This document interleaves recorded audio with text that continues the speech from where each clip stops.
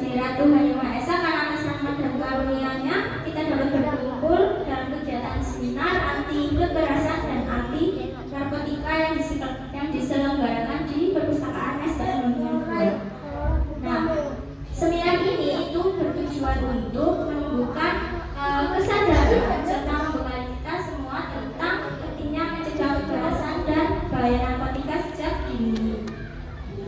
Oke, yang pertama untuk mengawali kegiatan pada hari ini, marilah kita bersama-sama memanjatkan doa agar seluruh rangkaian acara dapat berjalan dengan lancar dan membawa manfaat bagi kita semua.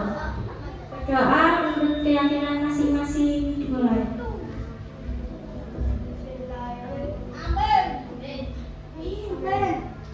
Oke, yang selanjutnya sebelum memasuki acara inti, kita harus menunjukkan rasa semangat dulu.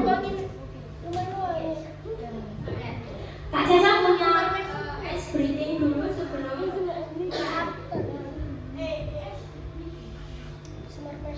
itu tepuk semangat. Tahu kan? Tahu. Oke. Tapi ini beda. Tepuk semangat dulu. Kalau Kak Caca bilang tepuk semangat, dang dang dang, ding ding, dung dung dung. Terus habis itu rasa aha aha ma aha aha ngat semangat. Oke? Bisa dipahami? Oke. Tepuk semangat, dang dang dang, ding ding, dung dung dung. Se aha aha ma aha aha na aha aha semangat. Oke, next. Kakak Caca punya jargon untuk seminar ini. Kalau Kak Caca bilang SDN Bangingan 2 Surabaya, kalian bilang stop kekerasan, tolak narkoba, raih masa depan. Tahu? Stop kekerasan, tolak narkoba, raih masa depan. Oke. Ya. Oke, mulai ya. 1, 2, 3. SDN Bangingan 2 Surabaya, stop kekerasan, tolak narkoba, raih masa depan cemerlang. Oke, tangan.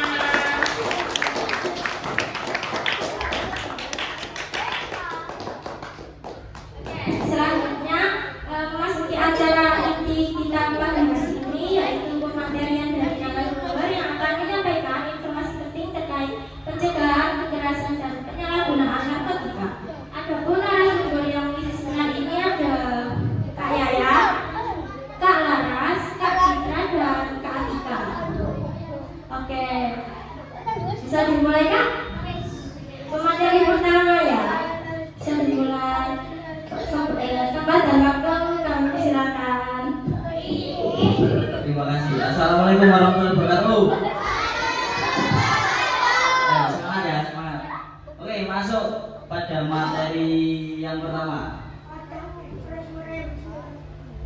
Nah, oke. Sebelumnya ini penjelasan tentang generasi ya. Kalian ini gen apa? Gen alpha apa gen Z? Gen alpha. Ya, kelahiran tahun berapa sih? 2014. Oke, bisa dilihat ya. Untuk Gen Z kelahiran 1997 sampai 2012 dan yang veteran 1998 sampai 1995 ya. Udah sepuh ini, udah sepuh. Oke, next Kak. Nah, karakteristik Gen Z. Oke. Yang pertama, berani bicara dan bertindak. Gen Z biasanya lebih vokal dalam menyuarakan isu kekerasan di media sosial.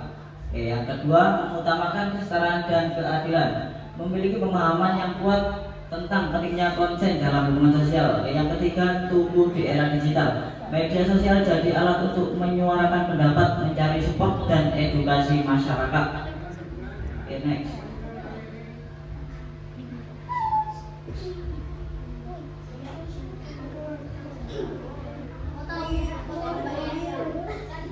Ini video kan? Oke, di sini kita lihat video terlebih dahulu.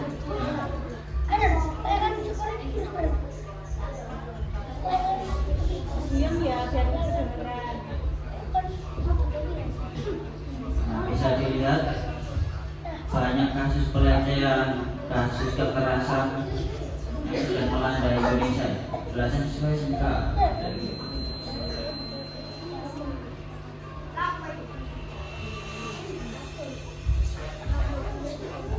Oke, sambil dilihat, dipahami.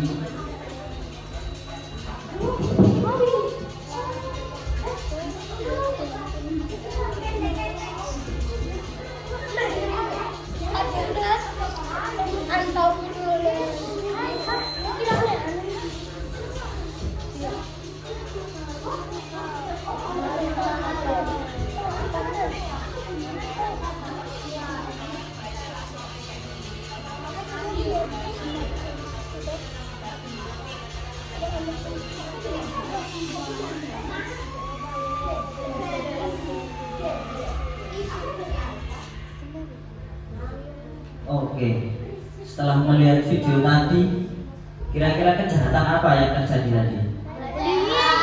Oke, pelecehan, terus bullying, terus narkoba dan kekerasan.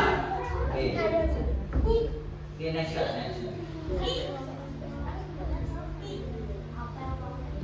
Oke, jenis kekerasan yang diatur Permendikbud nomor 46 tahun 2023. Yang pertama, kekerasan fisik, kekerasan psikis, perundungan, kekerasan seksual, diskriminasi dan intoleransi, dan kebijakan momok kekerasan.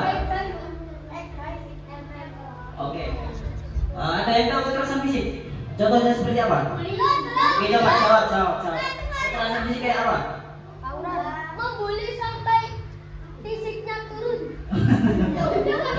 Oke, contoh simpelnya kekerasan fisik adalah membuli dengan contohnya gepuk. Nah, contohnya dengan gepuk. Faisal ini ya.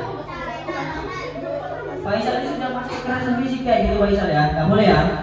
Oke, untuk kekerasan psikis itu masuknya ke mental ya.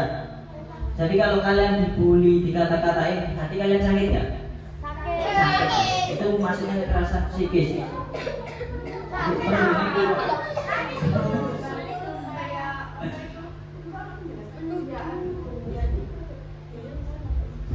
Oke, next ya. Untuk kekerasan seksual itu bisa tahu sendiri ya. Ya. Oke, kita besar-besar. Oke, next.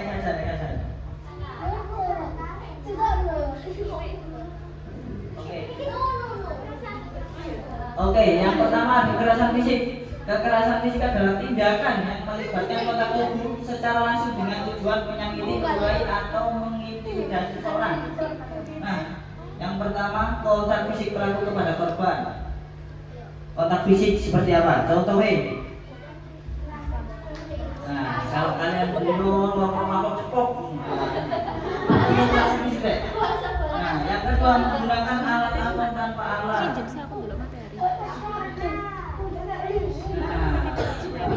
Yang ketiga tawuran, penganiayaan, eksploitasi ekonomi dan lain-lain. Ya, bisa dipahami sampai sini? Bisa dipahami? Ayo Sal. Oke, next. Oke, selanjutnya akan dijelaskan oleh Kak Karas.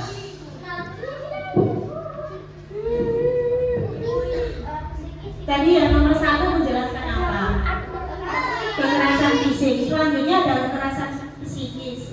Kekerasan psikis adalah tindakan yang menyebabkan tekanan mental, emosional atau psikologis terhadap seseorang melalui ucapan, perilaku atau sifat yang merendahkan atau menyakiti secara tidak langsung. Yang pertama, pengucilan, penolakan, pengabaian, penghinaan. Pengucilan itu contohnya di mana? Dikucilkan, misal temennya nggak dihubungi, itu namanya dikucilkan. Nggak boleh kayak gitu. Semuanya berteman, nggak boleh pilih beda-beda teman, nggak boleh menyalahkan temannya. Yang kedua, penyebaran rumor dan panggilan yang mengejek. Ayo, siapa yang suka ngejek-ngejek temennya, pakai nama ibunya, bapaknya, nggak boleh kayak gitu. Yang ketiga, intimidasi, teror, perbuatan memalukan di depan umum, pemerasan dan perbuatan lain yang sejenisnya. Ada yang melakukan ini? kayak kalian malah ki koncone. Jaluk duwe kok sama ukuran. Nggak boleh kayak gitu. Itu termasuk kekerasan psikis. Next Kak. Yang ketiga, perundungan. Kekerasan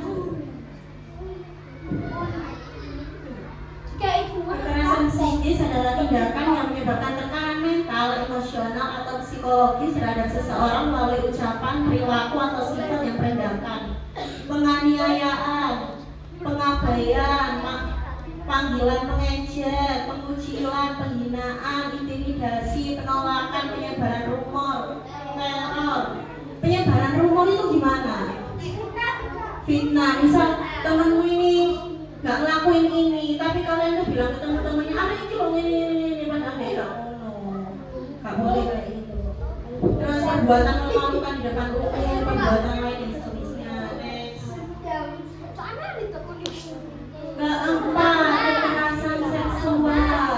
Kekerasan seksual adalah setiap perbuatan merendahkan, menghina, melecehkan, menyerang tubuh atau fungsi reproduksi seseorang karena ketimpangan relasi kuasa atau gender yang dapat berakibat pada penderitaan fisik, psikis, termasuk yang mengganggu kesehatan reproduksi seseorang dan hilang kesempatan melaksanakan pendidikan yang aman dan benar.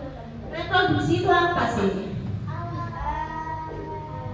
Reproduksi itu apa? Reproduksi itu kelamin kalian. Itu kalau ada yang nyentuh, ada yang sengaja nggak sengaja.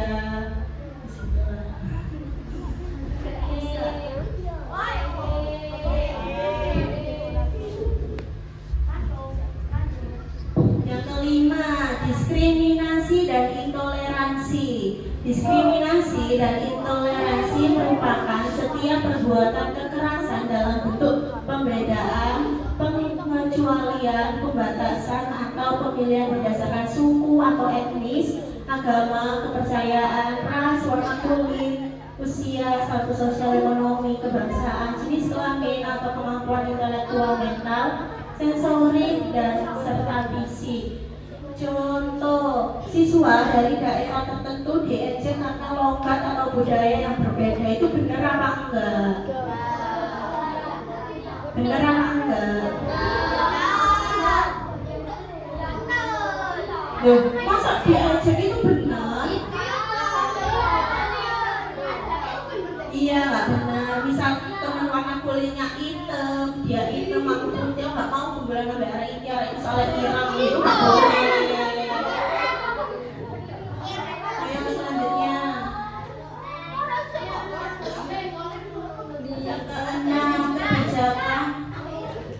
Lanjutkan sama Kak Citra. Oke, lanjut ya. Kasih konsentrasi. Kasih. Yang keenam ada kebijakan memuat kekerasan. Apa sih Kak kebijakan memuat kekerasan itu? Kebijakan memuat kekerasan adalah kebijakan yang merujuk pada membiarkan, mengesahkan, dan mengatur bentuk tindakan yang berpotensi mengakibatkan kekerasan fisik, psikis, atau sosial terhadap individu atau kelompok. Contohnya gimana Kak? Contohnya ini, penerapan hukuman fisik terhadap siswa seperti pukulan dan tindakan memaksa yang mengarah pada penghinaan psikis. Jadi sebenarnya Bapak Ibu guru itu tidak boleh mengasih atau memberi hukuman fisik kayak memukul, mengejek, itu tidak boleh. Apakah ada guru yang masih seperti itu? Gak ada ya, alhamdulillah ya. Alhamdulillah SDM Banginan tidak ada kekerasan atau kebijakan yang memuat kekerasan. Tidak pernah dipukul kan? Ya, alhamdulillah, berarti guru yang baik ya. Oke, next Kak. Dipukul sama siapa? Terus contoh gini, contoh simpelnya kebijakan yang memuat kekerasan kayak gini. Kalian tahu permainan STMJ? Tahu deh. Setelah STMJ pasti ada bakpoan, pasti tahu. Itu sebenarnya nggak boleh. Mbak itu apa Mbak? Jam jambak, nggak boleh, itu termasuk kekerasan. Loh kak kan main-main kak, iya, tapi nggak jarang yang nangis mari dijambak. Mari dijambak kebetulan ganti jambak kocone tawuran. Itu nggak boleh, itu salah satu permainan yang termasuk kekerasan. Loh terus main apa kalau nggak boleh main itu? Kan masih bisa main yang lain. Kan masih bisa main yang lain. Masih ada ABCD, apa masih banyak. Nggak boleh mainan yang berdasarkan hukuman, nggak boleh. Kan masih bisa permainan sintolan-toletan beda, itu kan masih bisa. Terus kayak jambak, plastisot, ceples, itu nggak boleh, itu termasuk kekerasan, oke? Mulai sekarang nggak boleh mainan itu ya. Yang kedua, dampak dari kekerasan. Dampak itu apa sih? Dampak itu apa? Dampak itu akibat, tidak. Akibat dari kekerasan itu apa kak? Yang pertama fisik, ada muncul nyeri kronis dan terkena penyakit menular seksual. Itu alasannya kenapa nggak boleh melakukan kekerasan, baik kekerasan fisik maupun kekerasan seksual, tidak. Yang kedua, kalau psikis jiwanya itu mudah gelisah dan sulit untuk tidur. Kayak kalian habis diejek, itu pasti lah memikirkan, oh aku mau mari dulu, gitu kan. Jadi dibiasakan jangan apa Faisal? Jangan apa? Jangan ngejek teman, pintar. Yang kedua, gangguan jiwa seperti depresi atau gangguan kepanikan dan bahkan melukai diri sendiri. Jadi kalau semisal kalian diejek teman, jangan sampai melukai diri sendiri. Melukai diri sendiri contohnya apa? Iya, gak boleh barcode sekarang itu usulnya barcode gak boleh ya. Kalau semisal itu terjadi sama kalian, cukup apa? Diserahkan ke yang kuasa. Yang ketiga, gangguan stres atau trauma. Terus ada akibat bagi sosial, yaitu sulit mempercayai orang lain. Terus sering mengisolasi diri. Mengisolasi diri itu apa? Mengurung diri. Atau nanti setelah mendapatkan kekerasan, anak itu bakalan jadi introvert, yaitu gak bergaul sama siapa, suka menyendiri. Ada di sini yang suka menyendiri? Gak ada. Di kelas 4 ada yang suka menyendiri? Kalau ada yang suka menyendiri, itu kemungkinan disebabkan oleh trauma. Balik lagi ke ini, ya. Terus yang kedua, yang ketiga, enggan atau bahkan takut untuk menjalin relasi dengan orang lain. Next kak, masih bagus, masih. Tantangan Gen Z dalam melawan kekerasan. Jadi tantangannya apa aja kak Hanan? Mainan apa itu? Yang pertama, minimnya edukasi yang komprehensif. Jadi minimnya apa? Kayak minimnya pendidikan. Minimnya apa ya? Pendidikan tentang kekerasan tadi. Terus yang kedua, budaya victim blaming. Apa itu budaya victim blaming? Apa? Bukan. Jadi, coba dengarkan. Budaya victim blaming itu adalah budaya yang malah menyalahkan korban, playing victim. Contohnya, coba dengarkan. Contohnya, kalian ngadu ke teman. Ya aku mau mari diilokno elek, ya contoh elek. Itu namanya victim blaming. Jadi yang disalahkan bukan pelaku, tapi malah korbannya yang disalahkan. Gitu. Di Indonesia kan banyak kayak gitu. Ya. Terus yang ketiga, tekanan mental dan sosial. Jadi dia tertekan sehingga gak berani melawan kekerasan, takut sama apa yang terjadi ke depannya gitu. Terus lanjut kak. Nah, jika ada yang curhat menjadi korban kekerasan, apa yang dilakukan? Yang pertama, kalian itu harus menjadi pendengar yang baik tanpa menghakimi. Jadi didengerin dulu temannya tadi, cerita temannya didengerin dulu, baru dikasih solusi. Jangan buru-buru nyalahno koncone, itu namanya menghakimi. Yang kedua, menyediakan ruang aman untuk bercerita. Yang ketiga, menanyakan dan memahami kebutuhannya. Yang keempat, menghubungkan korban dengan tenaga ahli atau pihak yang dapat memberikan bantuan. Contohnya siapa?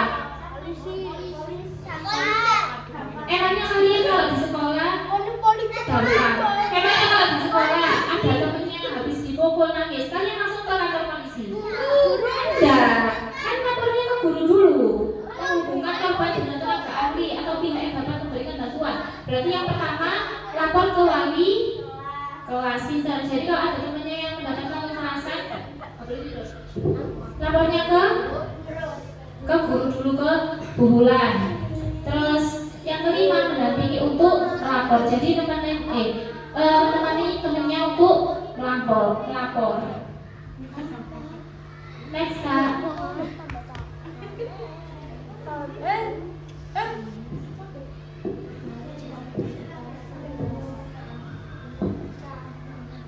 Nah yang terakhir, yang harus dilakukan jika melihat kekerasan. Kalau kamu melihat temanmu dipukuli, apa yang harus dilakukan? Melerai. Yang pertama, mengalihkan perhatian korban. Yang kedua, menegur secara langsung. Yang ditegur siapa? Pelaku, pinter. Ojo kocok semua tegur. Terus yang ketiga, merekam kejadian sebagai bukti. Kalau merekam kan hanya bisa dilakukan kalau di luar ya. Kalau di sekolah kan kita nggak boleh bawa HP. Yang keempat, mendampingi korban. Jadi setelah dilerai, terus korbannya dibawa ke tempat yang aman, pinter. Kan di sini banyak kalau ada orang yang tengkar malah diadu. Ada yang kayak gitu. Siapa? Faisal. Jadi kalau macam itu karena malah diadu. Ayo. Siapa itu ada? Gak boleh. Jadi ini yang harus dilakukan ini tadi. Yang pertama, terutama yang dilerai, terus ditegur pelakunya. Ada yang megangi pelaku, ada yang megangi korban. Terus korbannya dibawa ke tempat yang aman. Oke. Lanjut. Nah, bagaimana sih Kak cara terhindar dari kekerasan? Bagaimana caranya biar kalian nggak kena kekerasan? Nah, yang pertama bangunlah relasi yang sehat. Relasi itu apa? Hubungan. Jadi membangun hubungan yang sehat. Relasi yang sehat adalah hubungan yang melibatkan adanya kejujuran, kepercayaan, rasa saling menghargai dan komunikasi yang terbuka. Relasi yang sehat bukan berarti selalu seimbang. Ada kalanya kita dihadapkan sama sebuah masalah, merasa marah, sakit hati atau kesal, itu hal yang wajar. Yang penting adalah bagaimana kita saling terbuka, memberi dukungan dan mempertahankan hubungan. Itu relasi yang sehat. Menjalin hubungan yang sehat itu maksudnya apa? Saling jujur, saling menghargai, terus saling memberi dukungan, saling mendukung, bukan malah irian. Ada yang iri-irian di sini? Siapa? Faisal. Enggak ya, nggak ada ya, nggak boleh. Intinya saling mendukung, jujur, saling percaya, oke? Bisa? Bisa. Selanjutnya dengan bisa Kak Atika.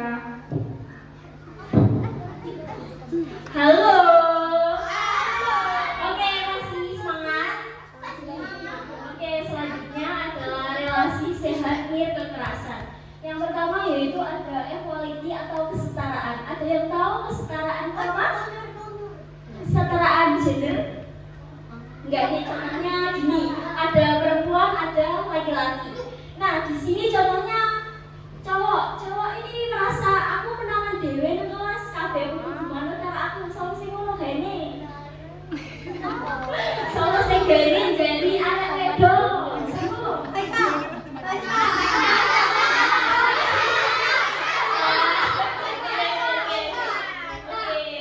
Nggak boleh ya, kita semua harus saling menghargai. Nah, dengarkan ke sini. Halo.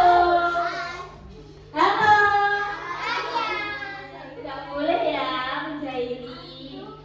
Oke, yang kedua adalah respect atau saling menghargai. Di kelas itu harus respect itu yang ditinggikan karena gimana ya? Ya peduli, harus saling peduli. Apabila temannya ada salah satu yang sakit, yaitu harus diantarkan ke UKS atau menghubungi guru atau wali kelas. Yang kedua yaitu ada trust atau kepercayaan. Yang keempat yaitu support. Di sini ada yang ikut lomba nggak? Oke, contohnya siapa yang ikut OSN? Oke, Vale sama siapa ya? Ali sama siapa? Kaisa. Oke, di sini ada yang ikut lomba yaitu ada Ali sama Ivale ada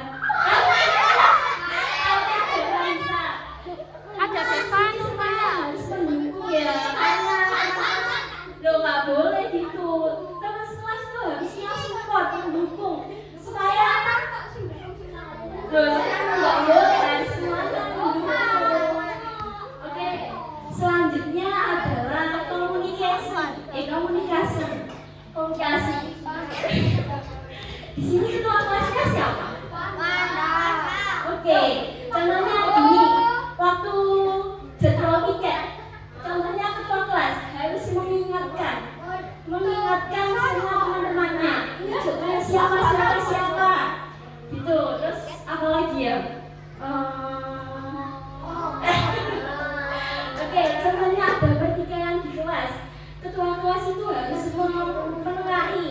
Jangan kayak contohnya gini, ada temannya satu sama ini yang dibela apa temannya, nggak boleh gitu.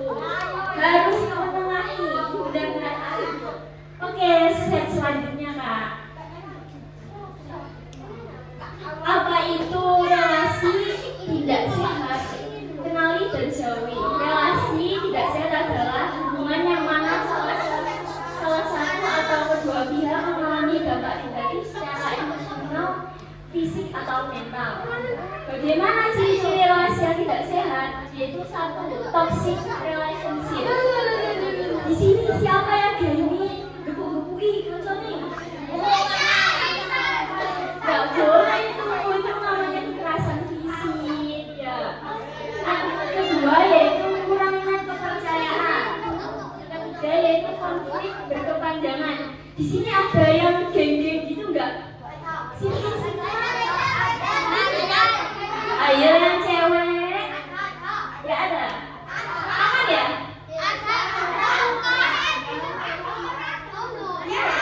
Gak boleh, semuanya sekolah itu harus satu. Oke, yang ketiga yaitu ada yang keempat yaitu kekerasan seksual. Di sini ada yang tahu kekerasan seksual itu apa? Udah tahu kan?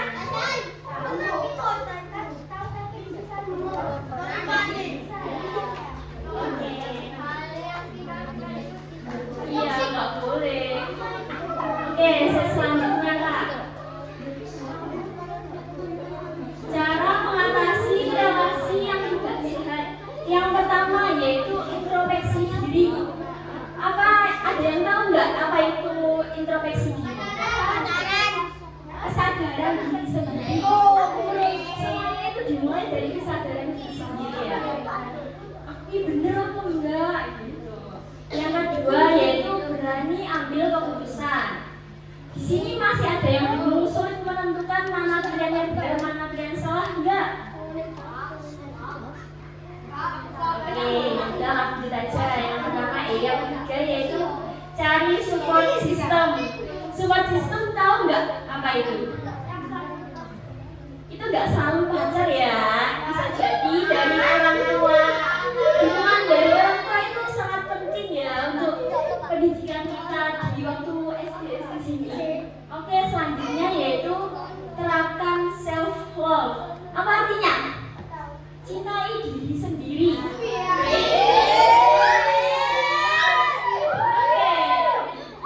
Yang terakhir yaitu jangan kembali. Jangan kembali apa ini maksudnya? Oh, oke, slide selanjutnya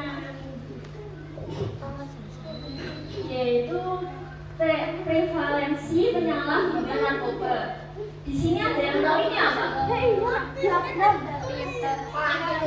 Iya, ini diagram. Yaitu satu, kelompok umur 15 sampai 24 tahun mengalami peningkatan sebesar 0,01 poin.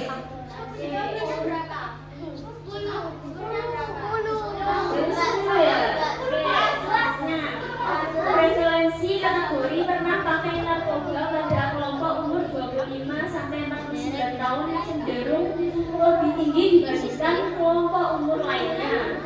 Yang ketiga yaitu kelompok umur muda 15 sampai 24 tahun dan 25 sampai 49 tahun mempunyai resiko terpapar narkoba lebih tinggi dibanding kelompok umur lebih tua.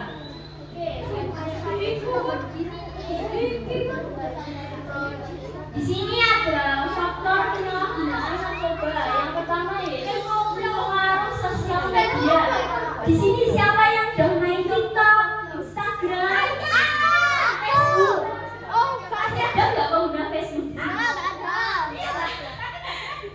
Oh, apalagi pengguna TikTok ya.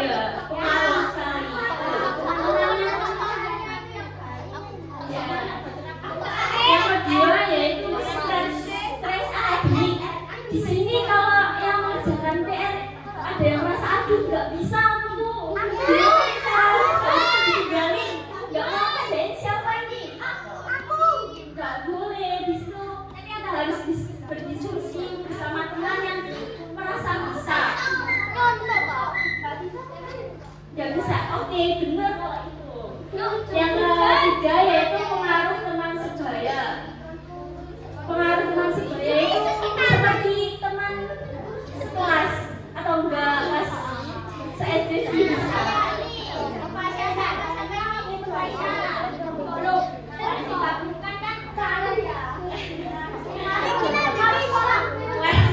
Oke, yang keempat yaitu konflik keluarga. Di sini kenapa Faisal? Ada apa? Konflik keluarga itu sangat penting, apalagi di rumah. Orang tuanya bertengkar, berdebat. Kita kan enggak nyaman jadinya di rumah, males belajar. Duh, di foto sih enggak baik. Berikan itu. Oke, saya selanjutnya Kak. Oke, selanjutnya upaya pencegahan penyalahgunaan narkoba internal. Yang pertama yaitu bergaul di lingkungan positif. Berteman dengan teman yang positif dapat memberikan dukungan sosial yang penting. Di sini temannya baik-baik semua enggak? Enggak ada yang terpengaruh oleh orang asing, apalagi kayak contohnya ada orang asing yang menawarkan permen.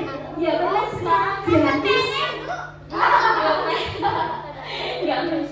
Kalau gitu jangan diterima, itu bisa jadi ada indikat narkoba atau narkotika. Enggak boleh terima ya, secara cuma-cuma.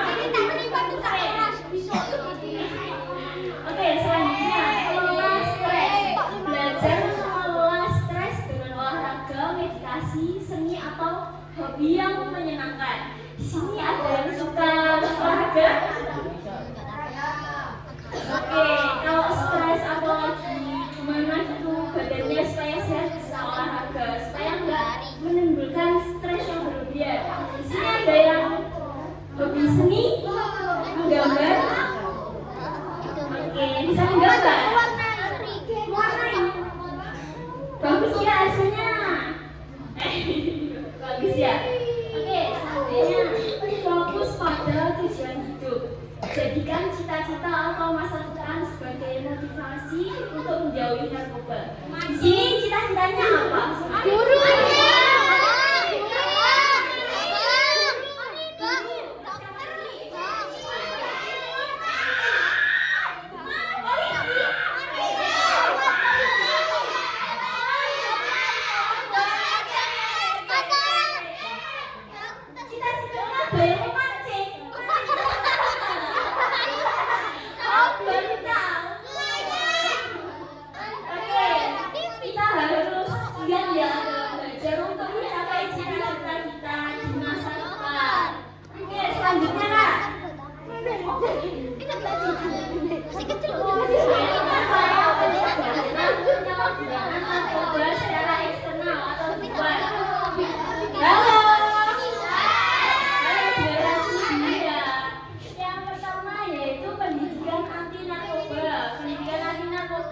Di sekolah dan memperkenalkan pendidikan kesehatan mental sebagai bagian dari kurikulum. Oke, contohnya yaitu seminar hari ini yang dilakukan oleh kakak-kakak Unesa ini yaitu mengenai anti kekerasan dan anti narkoba. Yang selanjutnya yaitu program dukungan, menyediakan program dukungan kesehatan mental dan pemulihan bagi individu yang terpengaruh oleh narkoba. Di sini ada yang terpengaruh narkoba nggak? Ya, mana? Oke.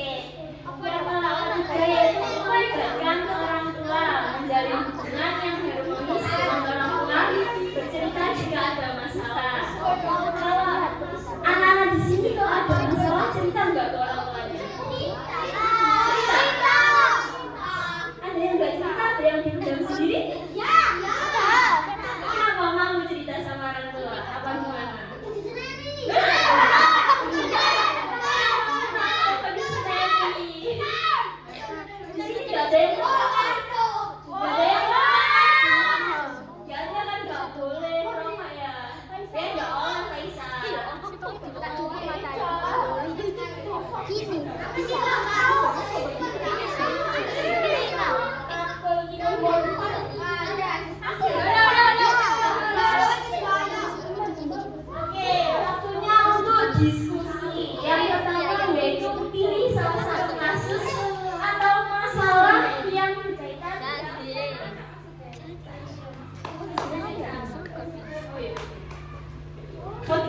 Sekian, terima kasih. Saya serahkan ke moderator, yaitu Kak Caca.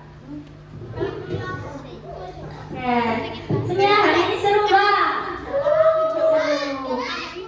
Seru dong. Nanti yang tanya jawab hari ini dapat hadiah. Oke. Saat diskusi ya. Siapa yang mau bertanya?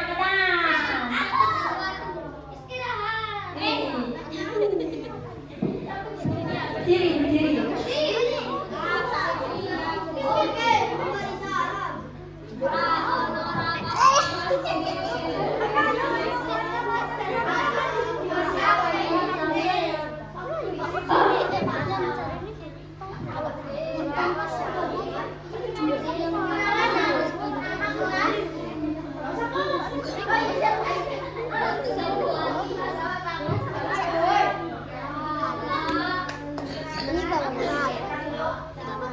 Perkenalkan, nama saya Wanda Edwin Putri saya dari kelas 4.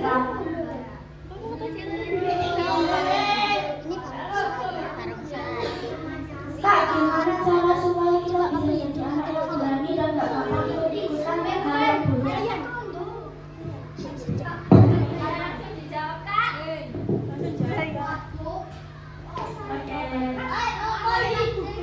Nah, gimana sih cara supaya kita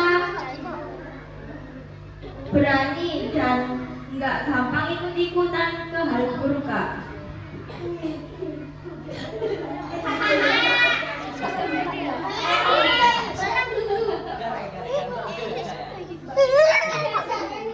Yang pertama ya, fokus kepada hal-hal yang positif dulu.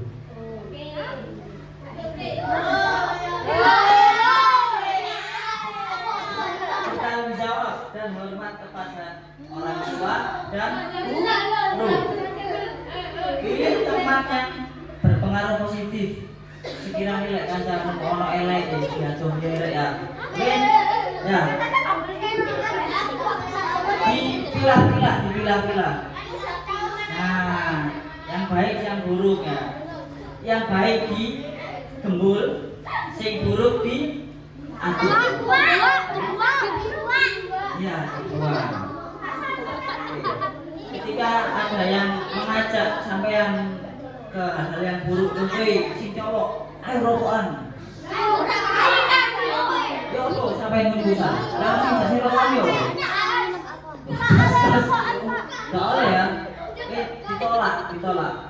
Kalau bisa laporkan kepada guru, kepada orang tua. Oke. Pilah-pilah teman yang baik dan yang buruk. Oke. Tinggalkan keburukannya, ikuti kebaikannya. Oke, sudah cukup menjawab? Paham? Oke, terima kasih.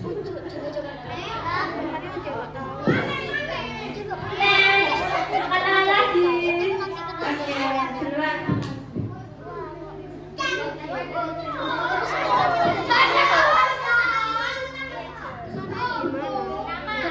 Perkenalkan, nama saya Daya Rizal.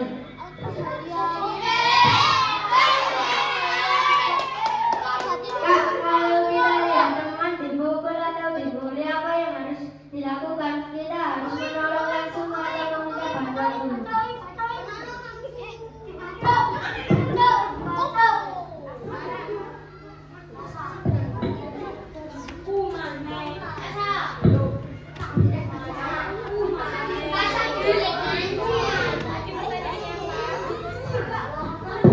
Tadi pertanyaannya apa?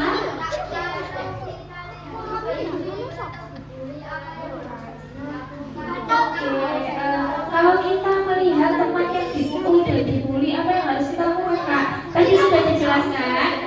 Yang harus dilakukan yang pertama apa? Melerai. Setelah melerai, yang kedua, jangan hanya menonton diam. Kak, aku juga takut Kak, kalau mau misal nanti aku kena pukul. Ya resiko. Tidak ada hal baik itu, tidak ada yang sia-sia. Walaupun kena pukul, tetap harus menolong. Kan ada di sini yang sudah dipukul tapi sudah dipukul, sudah dilerai tapi tetap maju nunggu kanca sing nolong. Ada. Siapa itu? Kaisar.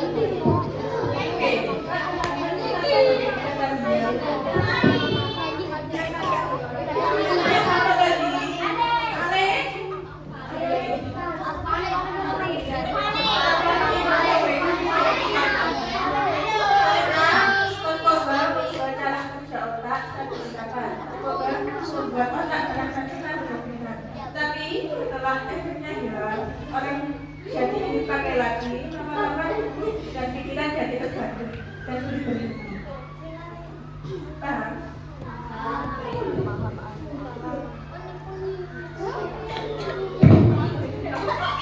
Oke, yang terakhir ya. Masih ada berapa pertanyaan? Dua. Oke, siapa dulu? Masya. Masya mau kamu?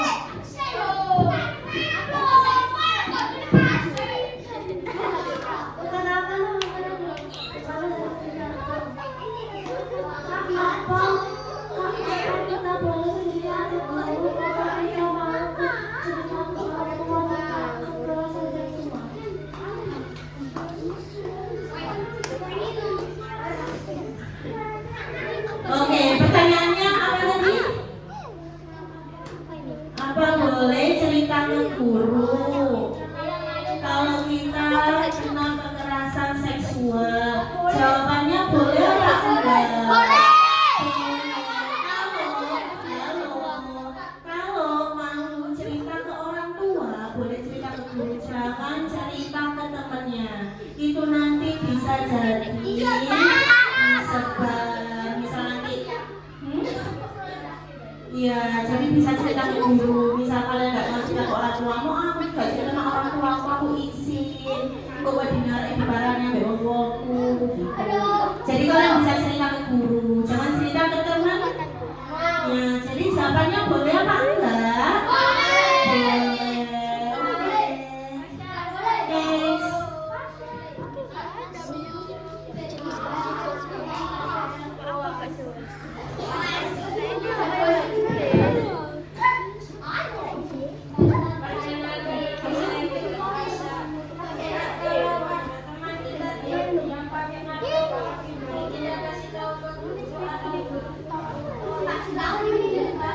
Oke, pertanyaan dari saya itu apa boleh kita tahu teman kita memakai narkoba, kita wajib pulang ke guru atau tidak? Oke, yang pertama yaitu kita harus melaporkan ke guru. Lepas ya, didengarkan.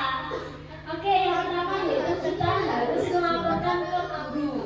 Boleh cerita Bu, itu anak itu ada yang memakai narkoba. Bagaimana solusinya? Nah, guru akan mengambil tindakan kepada anak itu supaya teman-temannya tidak mengikuti anak itu supaya tidak kena narkoba juga. Yaitu harus kita harus berani kepada melaporkan pada guru. Oke, bisa dipahami? Oke, selanjutnya aku silakan ke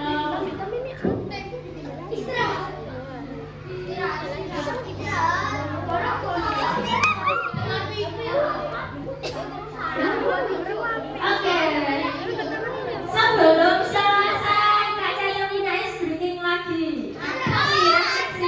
Refleksi saya berdiri. Berdiri dulu. Oke, nanti dari Kak Caca